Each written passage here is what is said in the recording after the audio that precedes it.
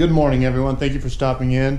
So today we are finally going to be going over the Nnbs or Tbss intake swap on the 99 through 02 Silverado, Tahoe, anything with the 4.8, 5.3, 6.0. Bear with me. This is the first time I've done it. I have a pretty good idea how to do it, but like I said, the first time. So as we go, I'll show you all the parts I'm using so you can do it. There's a couple things we have to modify. I already have the intake on the truck, but that's not really part of the swap. I mean, it goes on the same way as the old one. So I'll show you where we're at right now, and we'll get started. Alright, so as you see right here, the intake manifold's on and the throttle body is on. This is the Holley Sniper. There you go. This is 90 millimeters. I got all the factory stuff plugged in, but this is for the Evap.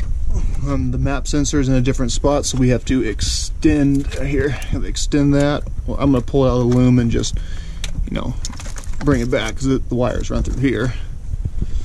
Have everything plugged up, that way no dirt gets in it. So first things we're going to do, aside from putting this on, is get the fuel rails going. I'll show you those. Alright, so here's the fuel rails. These are off of the same year intake. Here is I believe that's the part number you'll need. I'll put it up on the screen if it's not the correct one. I'll put it on the screen anyway. The Evap Purge solenoid, along with this little tube deal. And these are the factory 5.3 injectors. I have these on right now because my truck is tuned for them. I'm gonna get, once I get to the shop where I'm dynoing it, then I'll put on the bigger injectors, which are from a flex fuel, so you need the adapters. It's not really part number, these are off eBay. I'll show you the ones I got. I'll put them on the screen.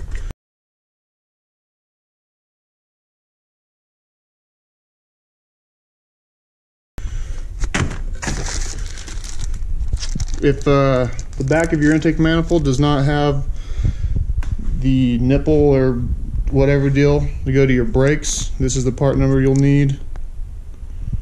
1255960. I'll show you that real quick. So this is my old intake manifold. This is the little bung thing I am referring to. Mine came plugged off, whatever capped off.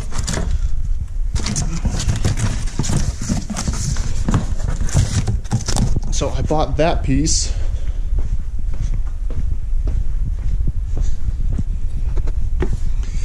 And that's where this hose from your brakes goes to. It goes to the back. The brakes run off of vacuum. You need that, unless you have a different kind of brake setup. Also, you need the Wix 33737. It's a Corvette fuel filter.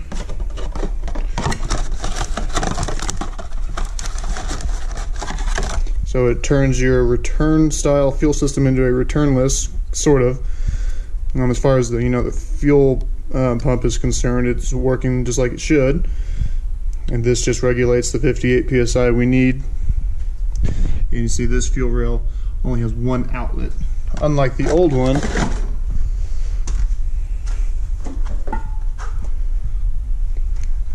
that has two outlets.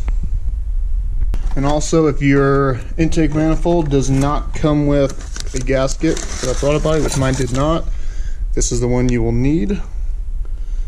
61469. I already have it on there. I just kept this to show you guys. Here's the throttle body I have, so we can use the factory GM TPS and IAC. The throttle, idle air control valve, and the throttle position sensor. Additionally, the elbow on the intake tube, whatever, is a little bit smaller on the Holley throttle body, which is kind of funny because the throttle body is a bigger bore, but the outside diameter is smaller. So you need a 4-inch to 3.75 reducer, 90-degree elbow. Got off eBay. It was like 13 bucks. Okay, so I primed the fuel system.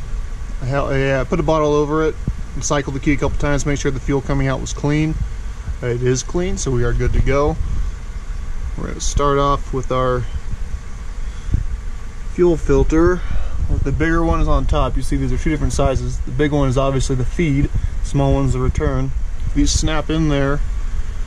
Then also, these are on the factory fuel rails. These kind of hold them into place, make sure they don't come off. So let's just, hopefully these fit on there, but we'll see.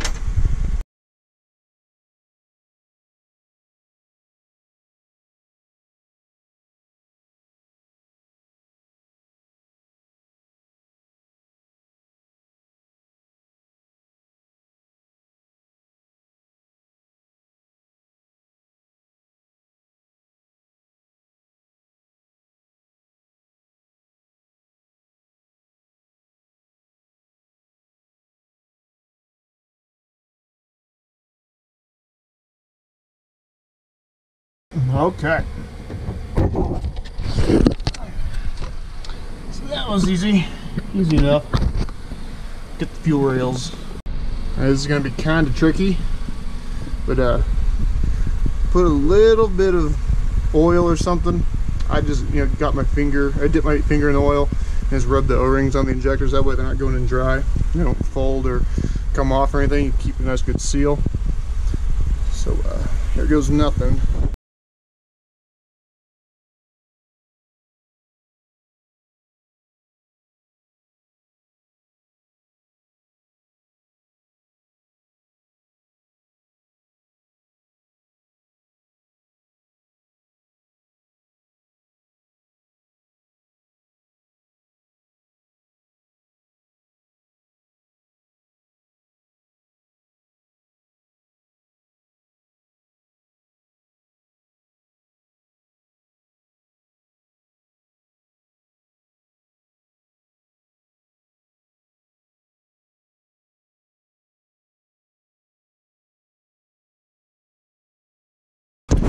Alright, first problem. Apparently these injectors are shorter.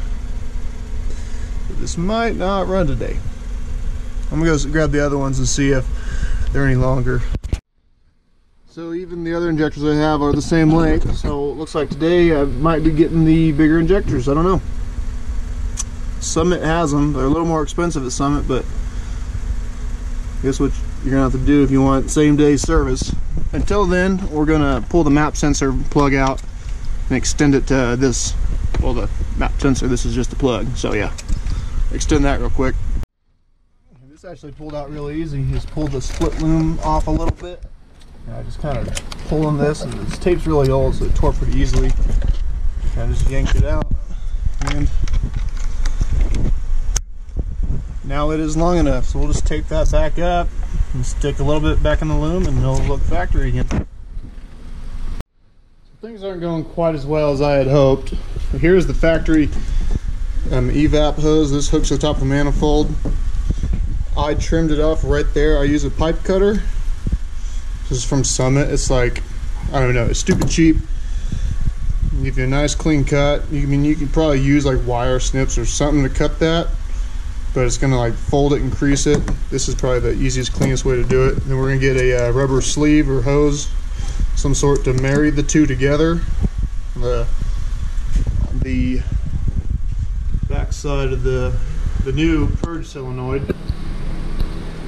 So we're going to take this to the hardware store so we can match up the size of the hose, and I'll let you know as soon as I get it.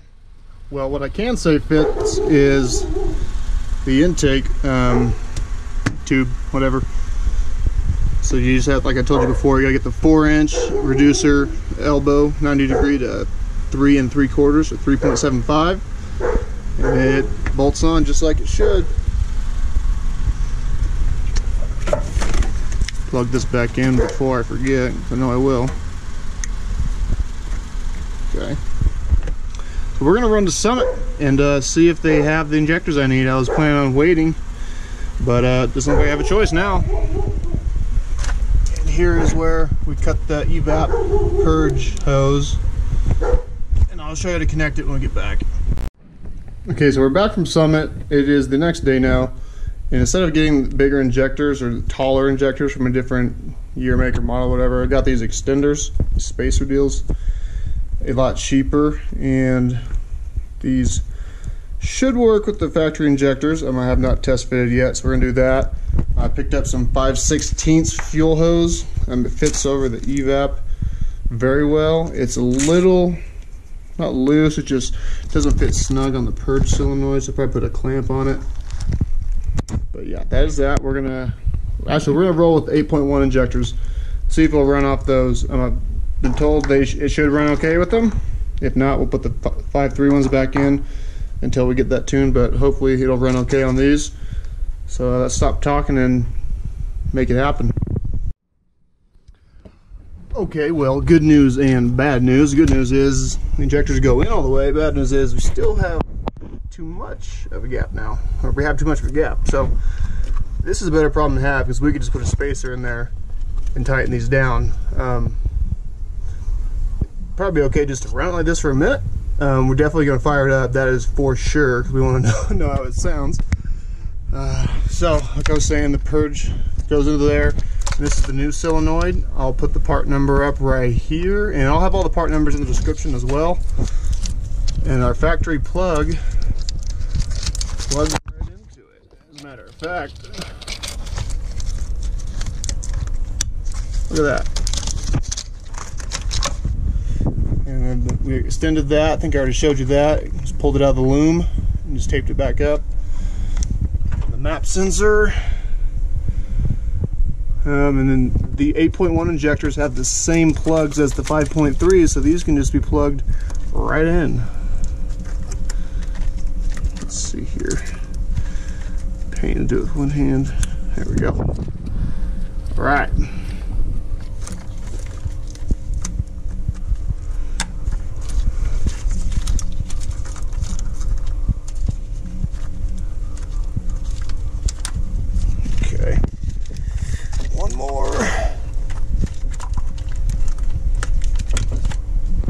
Cool.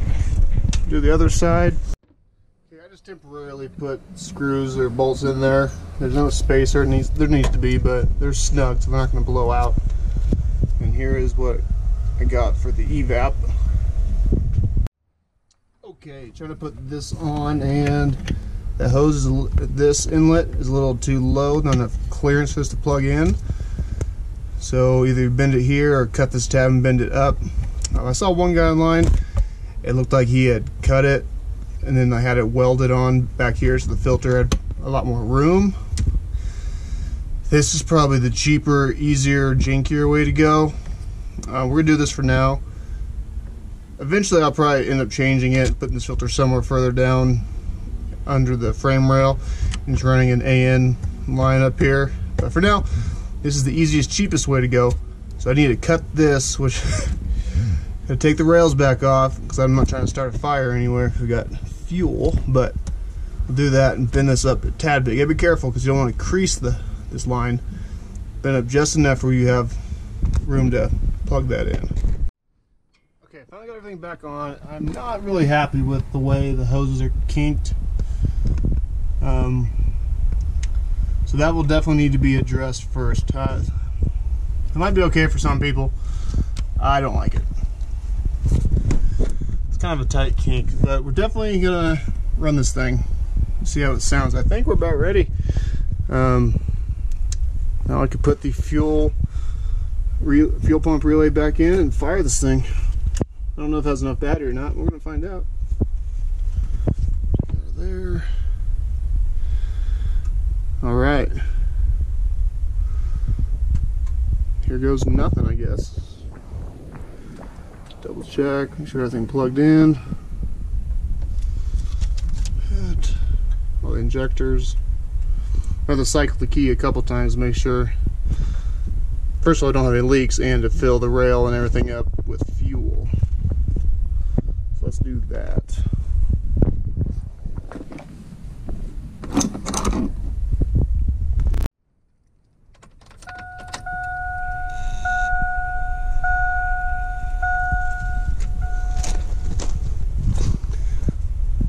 No leaks yet.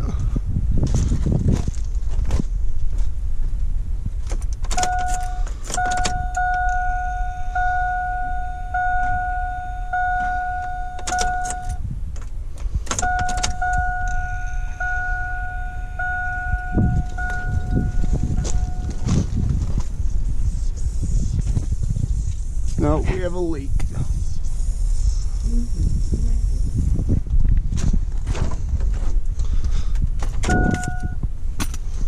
What's going on?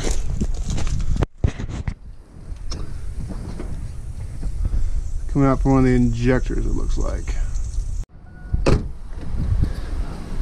Okay, I think I got the leak. I actually just put the 5.3 injectors back in because I thought that was a problem, but this needed to be bent this way towards the right because it was actually pulling the rail away because of the pressure of the lines. Like I said, they're kinked. Not crazy about that. Probably end up going with a different setup, but for now I'm gonna see if this works. I haven't started it yet. I turned the key to make sure it's holding pressure, and it was. So I think I'm gonna go live on Instagram, so give me a minute and get set up and turn the car off so we can hear this. Okay, I went and pulled the vacuum lines or whatever back off the 5.3, even though I put them on there. So I fired it up just a minute ago. I totally forgot to record it. It's on my Instagram live. Taking a little bit. I'm not sure if I'm having a misfire or not getting oil all the way through it yet. So we're gonna fire it back up, see what happens when I got these vacuum lines on.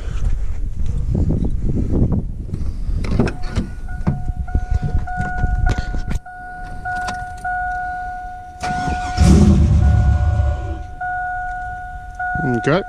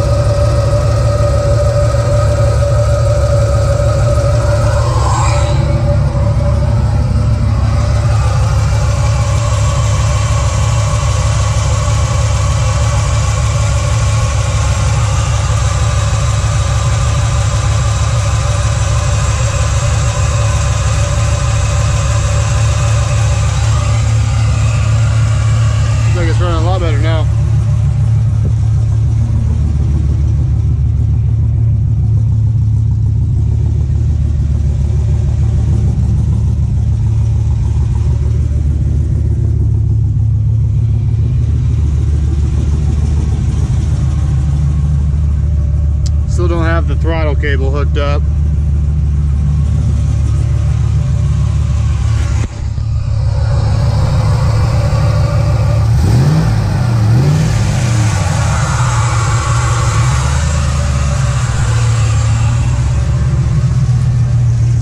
It's our fuel ratio.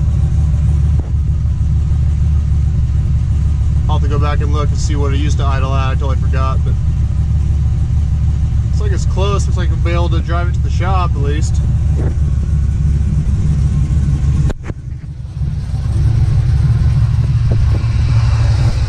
That's much better. I can't let it run too long though. It's only about half full of coolant. Just about to where the steam vents are. Right before I shut it off, I saw I had to check engine line. Imagine that.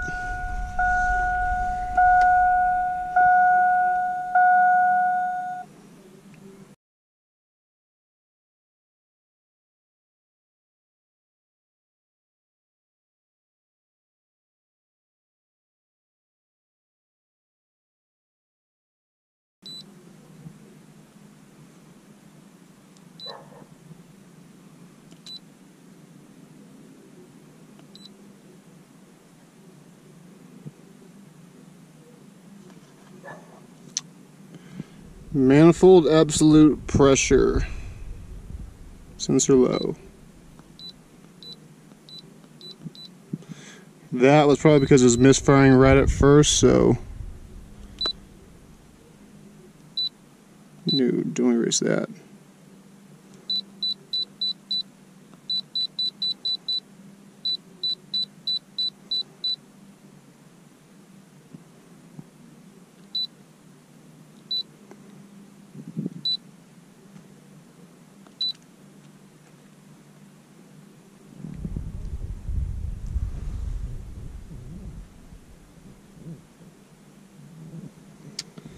Let's see, erasing, yes.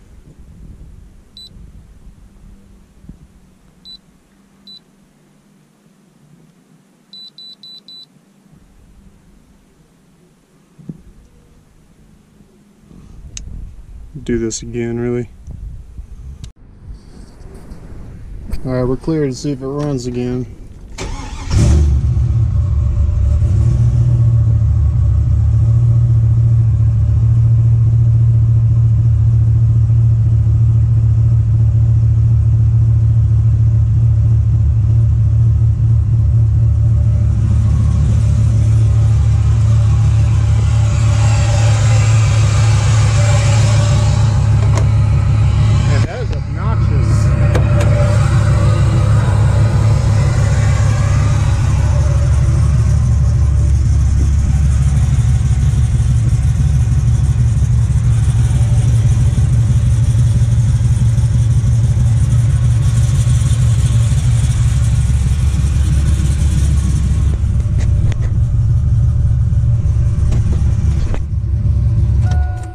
Alright, so it seems like the computer kind of figured out what was going on. Got pressure on all the injectors and everything. I will call that a win, for sure. Okay, so we finally got the truck running. It's been like 2 months since it ran. This video started out as a how-to, ended up as more of a troubleshooting because nothing went as planned, just like always, but that's alright, we worked through it. So I'll put all the part numbers for everything I've used in this so far. I have not hooked up the throttle cable yet. You pretty much just have to modify your stock bracket, which I've kind of done already, but I'm not happy with it yet. So I'm going to tinker with it a little bit more in the next video. I'll show you guys what I ended up doing with it, because at this moment I'm not sure what I did with it. Like I said earlier, I went live on Instagram, so if you don't follow me on Instagram, go ahead and do that. That way you can see live stuff before I post it. And I post, behind the scenes stuff. Not really behind the scenes, but stuff like that. So now the next order of business, now that this thing is running, a couple of parts I want to buy. Like I want to buy the new O2 sensors. I actually put these old ones back in. I'm going to put these ones in the 5.3.